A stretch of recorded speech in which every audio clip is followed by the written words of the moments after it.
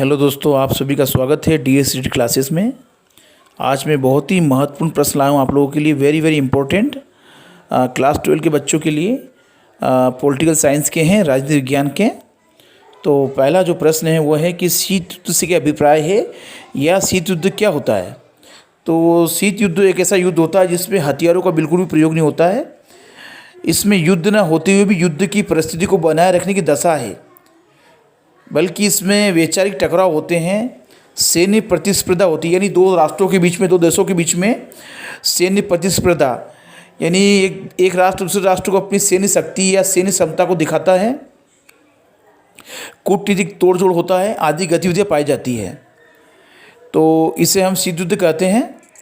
और द्वितीय युद्ध के बाद अमेरिका और जो सोवियत संघ, जो दो महाशक्तियाँ थी, इनके बीच में ये चीज़ें विद्यमान थी। ये अगला प्रश्न बहुत ही महत्वपूर्ण आप लोगों के लिए कि शीत युद्ध का संबंध किन दो गुटों से था। तो शीत युद्ध का जो संबंध था वो दो गुटों से था। एक था अमेरिकी गुट और दूसरा था सोवियत गुट, जो कि दो महाशक्तियाँ थी। और ये दोनों महाशक्तियाँ जो हैं द्वितीय युद्ध के उपरांत उभर के आई थी संसार में। दो ध्रुवीय देश कौन कौन से हैं, तो इनको दो गुट भी कहा जाता है, जैसा कि हम पढ़ चुके हैं। तो जो प्रथम ध्रुव है वो है संयुक्त राज्य अमेरिका, तथा दूसरा जो है वो है सोवियत संघ।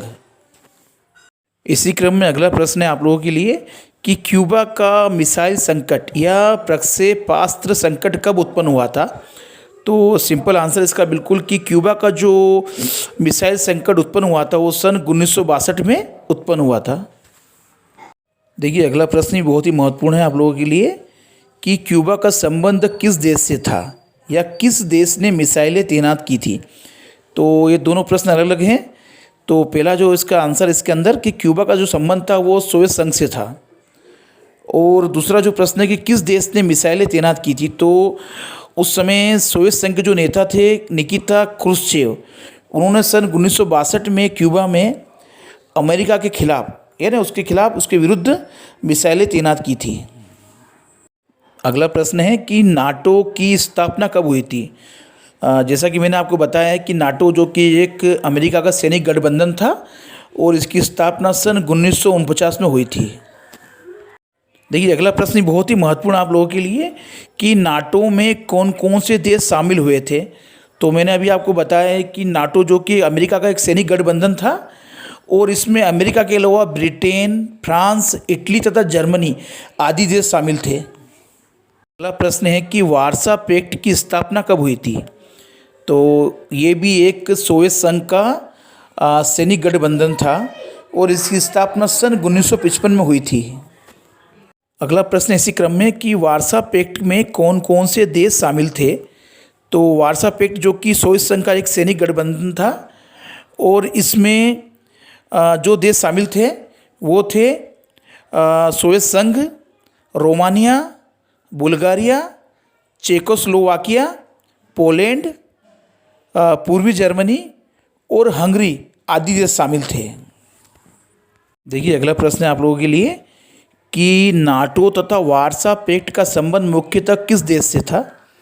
तो नाटो का जो संबंध था, नाटो एक अमेरिकी सैनिक गठबंधन था और इसका संबंध अमेरिका से था।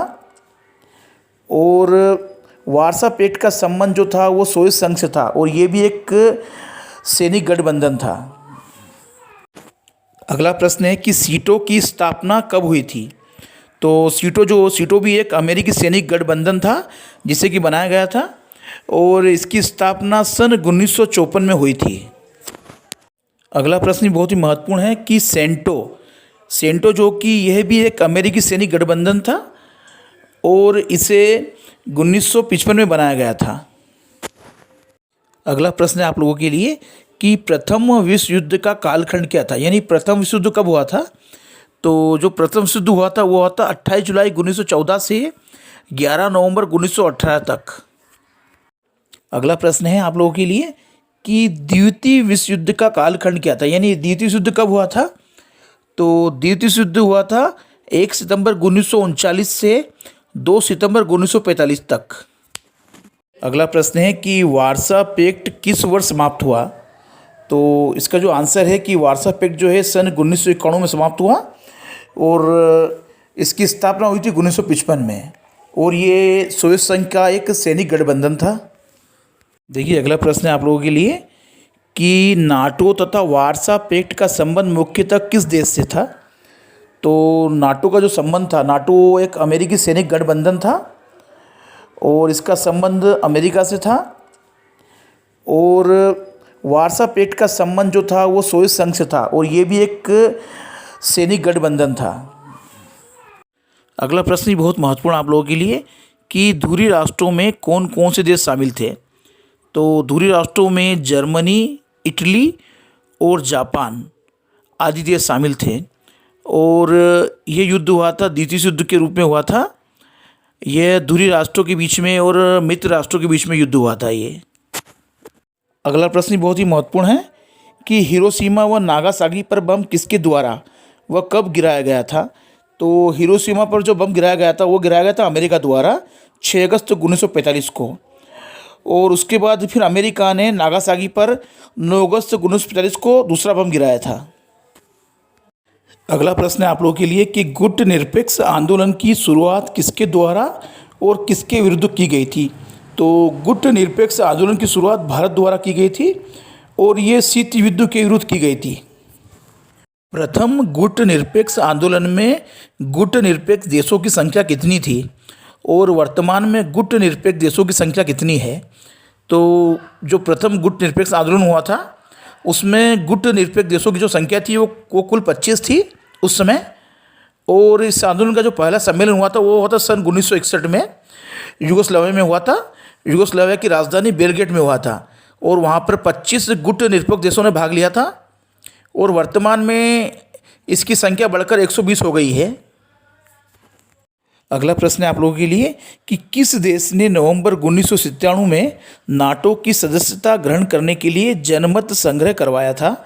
तो उस देश का नाम है हंगरी और हंगरी ने नवंबर 1997 में नाटो की सदस्यता ग्रहण करने के लिए जनमत संग्रह करवाया था।